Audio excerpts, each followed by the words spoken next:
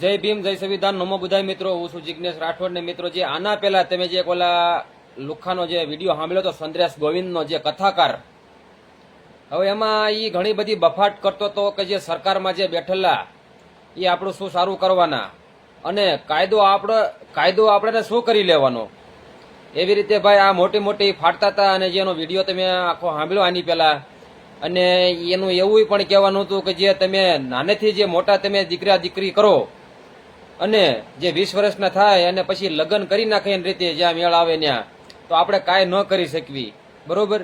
અને બીજો નંબર કે જે બંધારણ જેને બાંધ્યું છે સરકાર અને જે બંધારણના જે ઘડવૈયા, એ મૂર્ખ કહેવાય.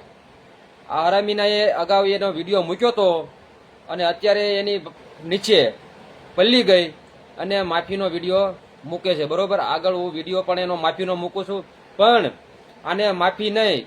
સરકારને ખાસ વિનંતી કે આની માથે કાયદેસરની કાર્યવાહી થવી જોઈએ, કારણ કે જે દેશનું જેને બંધારણ બાંધ્યું છે અને જેને રાત દિવસ મહેનત કરી, તનતોડ મહેનત કરીને દેશનું જે બંધારણ બાંધ્યું છે અને એના વિશે જે આ બોલતો હોય તો ખરેખર શરમજનક વાત કહેવાય છે. એટલે સરકારને ખાસ વિનંતી કે આની ઉપર ખરેખર પગલાં લેવા જોઈએ, કારણ કે એ એવી રીતે વાત કરે કે સરકારમાં જે બેઠેલા છે એ આપણું શું કરવાના, આપણું શું કરી લેવાના અને આપણું શું કરવાના એ. અને બીજો નંબર કે જે આ દીકરી દીકરાઓની જે વાત કરી, ભાઈ નાનેથી જે કાયદો આ ખરેખર સાસો ઘડેલો છે અને સારો ઘડેલો છે કે જે કાયદામાં જોગવાઈ છે કે 20 વર્ષની ઉંમર થાય ત્યારે લગ્ન કરી શકે, પણ નાની ઉંમરમાં બાળ લગ્ન ન કરી શકાય એવી પણ કાયદામાં જોગવાઈ છે. એટલે આને કાંઈ હજી બુદ્ધિ નથી અને સોશિયલ મીડિયામાં ખૂબ જ આ વિડીયો વાયરલ થયો હતો. અને અત્યારે જે આની ઉપર કાયદેસરની કાર્યવાહી થવી જોઈએ, કારણ કે જે આ મૂર્ખ કઈ છે, જેને સંવિધાન બાંધ્યું છે નિર્માતા ડોક્ટર બાબા સાહેબ આંબેડકર, અને જેને સંવિધાન બાંધ્યું છે એને આ મૂર્ખ કઈ છે અને સરકાર વિરુદ્ધ પણ આ વાત કરે છે, તો ખરેખર આ શરમજનક વાત કહેવાય. સરકારને ખાસ વિનંતી કે આને કડકમાં કડક કાયદેસર કાર્યવાહી થવી જોઈએ. તો આ ભાઈની ઢીલી થઈ ગઈ છે અને આગળ હું પાછળ વિડીયો મૂકું છું, તમે સાંભળો, કારણ કે ભાઈ પરસેવામાં પલ્લી ગયો છે, બરોબર. તો સાંભળો આગળ વિડીયો. હરે કૃષ્ણ.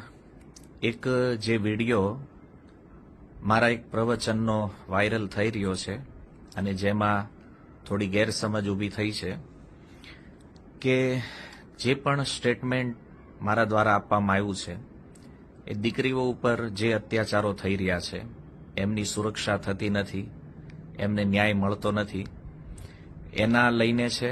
અને બીજી વાત કે બંધારણના વિષયમાં જે વાત મેં કરી છે એ બંધારણ નિર્માતાઓ માટે નથી, પર્ટિક્યુલર મેં કોઈ સમાજ કોઈ વ્યક્તિનું નામ લઈને નથી રાખ્યું, પણ જે કલમ કે 18 વર્ષ પછી દીકરી સ્વતંત્ર રીતે વિવાહનો નિર્ણય કરશે, આ કલમ જે બંધારણમાં પાછળથી ઉમેરવામાં આવી છે, તો એ વ્યક્તિ પ્રત્યેના થોડા રોષને લઈ અને આવું સ્ટેટમેન્ટ મારા દ્વારા થયું છે. પણ આની પાછળ અમારો કોઈ ખરાબ હેતુ, કોઈ ખરાબ ભાવ નથી કોઈ વ્યક્તિ પ્રત્યે કે કોઈના પ્રત્યે. છતાં કોઈની પણ લાગણી દુભાણી છે અને આમાં કોઈને એવું લાગે છે કે આ બરાબર નથી, તો હૃદયથી આપ સર્વની ક્ષમા યાચના છે. હરે કૃષ્ણ.